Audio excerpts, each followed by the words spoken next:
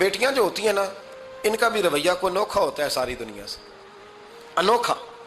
میں کبھی کبھی کچھ ایسی باتیں کرنے کو دل کر جاتا ہے کہ جو کر گزرتے ہیں۔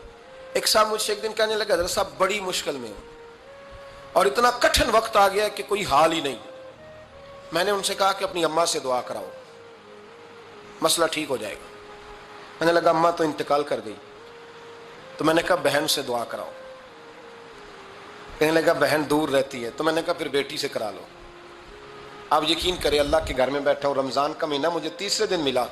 کہنے لگا حضرت صاحب الحمدللہ اللہ نے میری مشکل آسان کر دی۔ کہنے لگا یہ نسخہ آپ نے بڑا عجیب بتایا، پیر تو اس قسم کی باتیں نہیں نہ بتاتے، پیروں نے تو آپ کو پتا ہے دعائیں قید کر کے رکھی، صرف ہماری قبول ہونی ہے۔ کہنے لگے ان کا میرے ساتھ ارادت کا رشتہ ہے۔ کہنے لگے آپ کس طرح کے پیر ہیں کہ آپ نے مجھے پلٹ کے کہہ دیا کہ اماں سے، بہن سے، بیٹی سے؟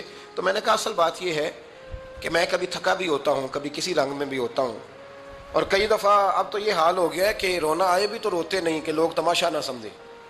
کئی دفعہ آنسو چھپانے بھی پڑتے ہیں کہ لوگ اس کو اداکاری اور فنکاری ہی نہ سمجھنے لگ جائیں۔